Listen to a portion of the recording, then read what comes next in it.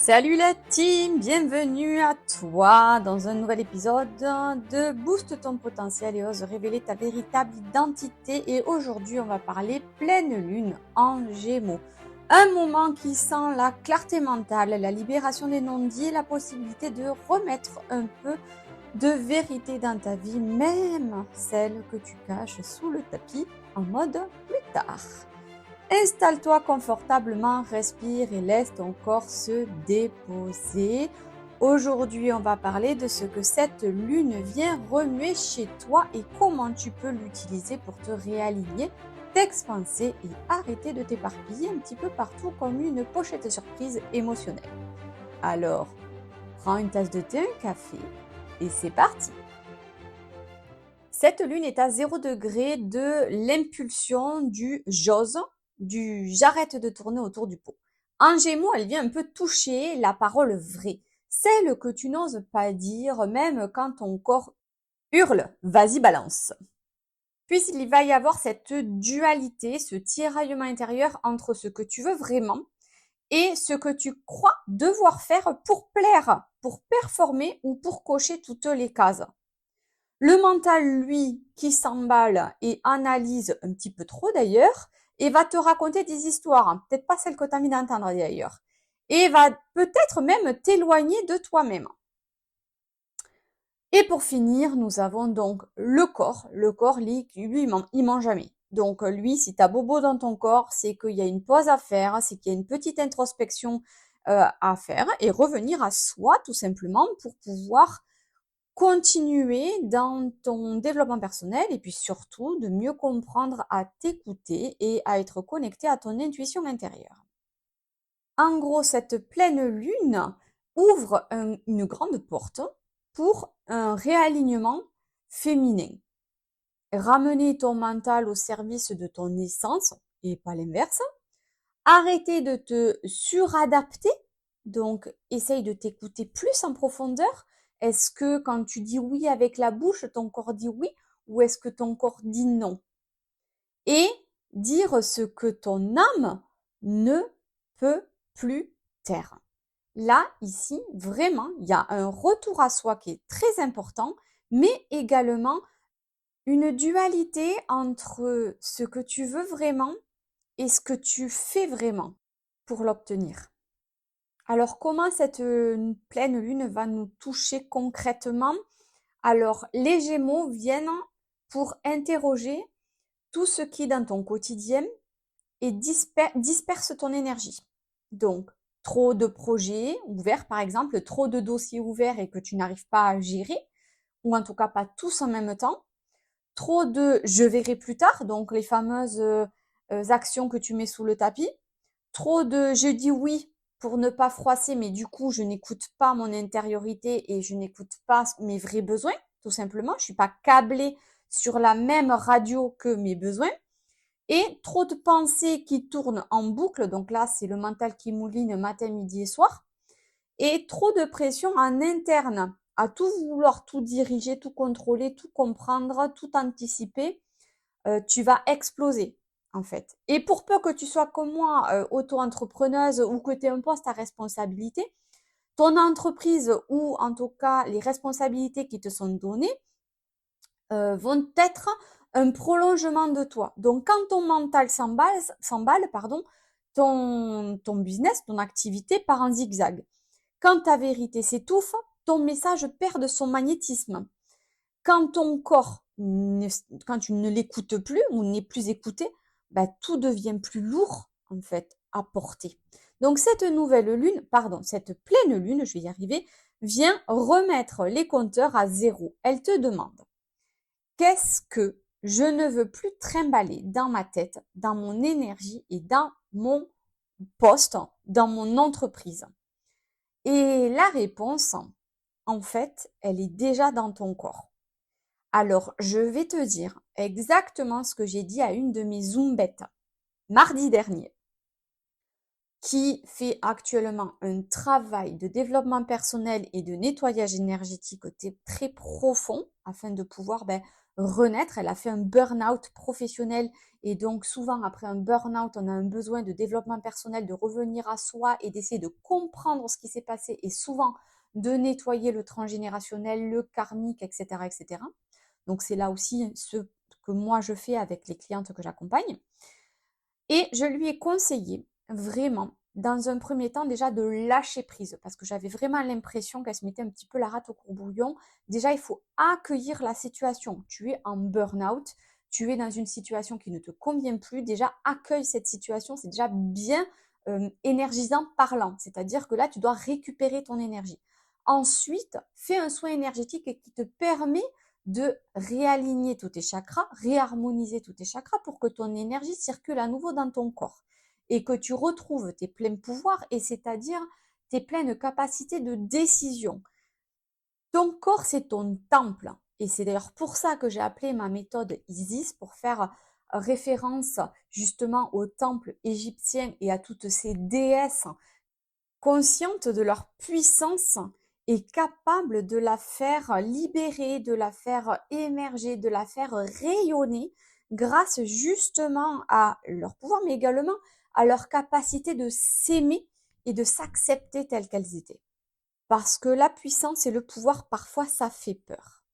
Alors je te le redis, ton corps c'est ton temple, il te faut en prendre soin, peu importe la technique, peu importe le thérapeute, peu importe ta méthodologie, il est temps maintenant de le libérer pour que toi aussi tu puisses avancer dans ta vie et dans tes projets. Cette pleine lune t'invite à faire un travail intérieur profond et transformateur, puisque nous sommes dans l'axe Gémeaux-Sagittaire, donc du mental à la vision.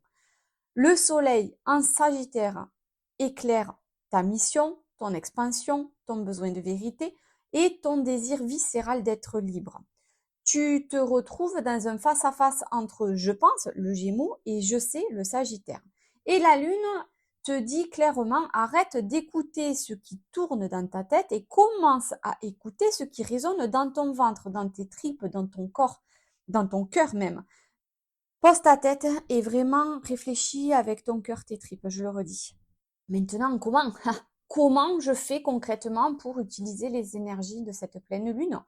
Donc, déjà, faire la paix avec ta vérité. Écris les phrases que tu n'oses pas dire. C'est exactement l'exercice que j'ai fait d'ailleurs aujourd'hui avec une de mes clientes qui n'arrive pas forcément à communiquer des fois avec les personnes proches.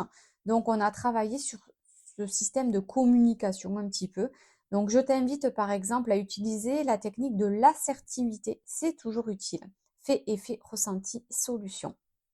Donc, écris les phrases que tu n'oses pas dire, les vraies, les crues et les libératrices. Ton corps saura lesquelles c'est, en fait, tout simplement, hein, si tu t'écoutes et si tu es dans tes intuitions. Revenir à tes sensations. Bouge, danse, fais du stretching, respire, du yoga, ce que tu veux. Mais laisse ton corps recoder la clarté de ton mental qui essaie encore de le pirater. Ensuite, simplifie ton poste, ou en tout cas ta routine, tes relations familiales, ton business. Ici, on te dit peut-être écris un message, capte une énergie, fais un mouvement, une caresse, une preuve, peu importe. Coupe le bruit si tu as besoin de t'isoler, mets des bouchons d'oreille ou un casque, peu importe. Et amplifie ta vibration. Là, ici, on te demande vraiment de te reconnecter à toi, de te reconnecter à ton essence, à ta pureté, à ton intériorité, à ton toi profond tout simplement.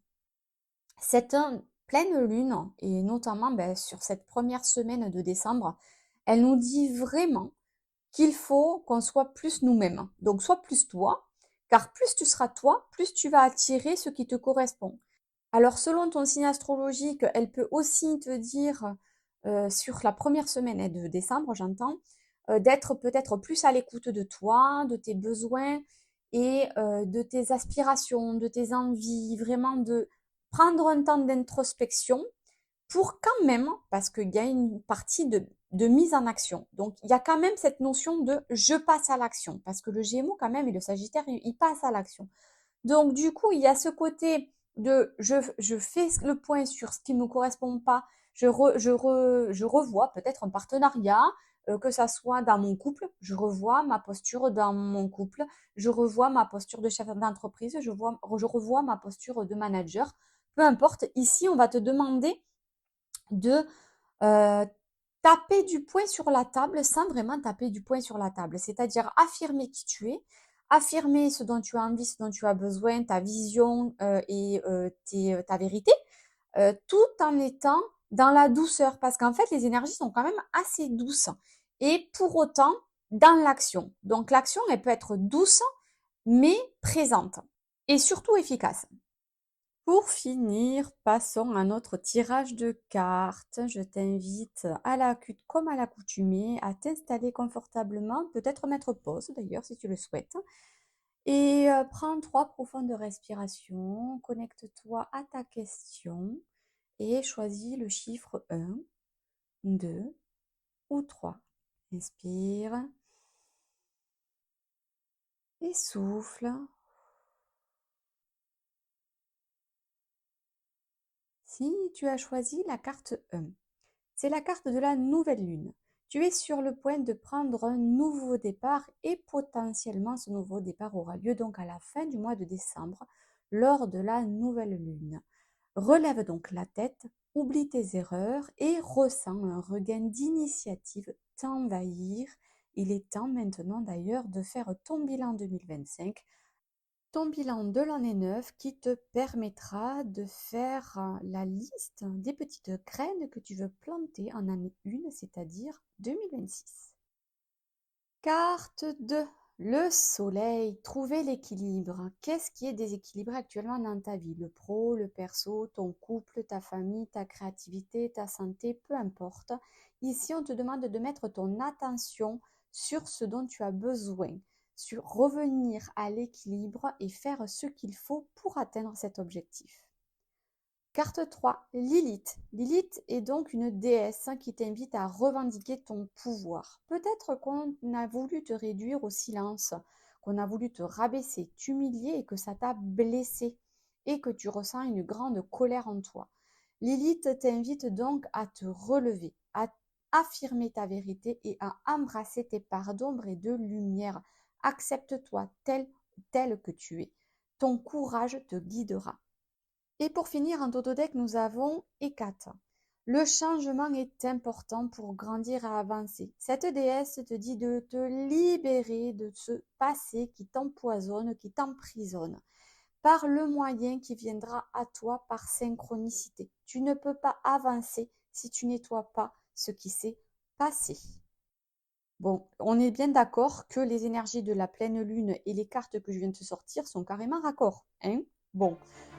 Voilà la team, cette pleine lune pour résumer te dit je choisis la clarté, je choisis la vérité, je choisis ma voie.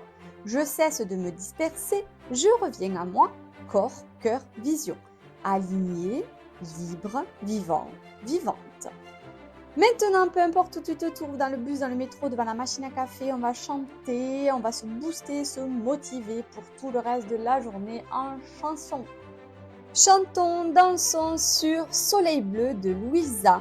Oui, on va continuer à vivre comme on l'entend, les pieds dans l'eau et la tête en feu, peu importe, mais quoi qu'il en soit, sous la lune froide. Lune qui incite à l'ouverture avec l'échange et un accent particulier sur la réflexion et l'analyse. Allez, ciao ciao la team! Booste ton potentiel et ose révéler ta véritable identité. Le podcast qui va rallumer la flamme qui brûle en toi.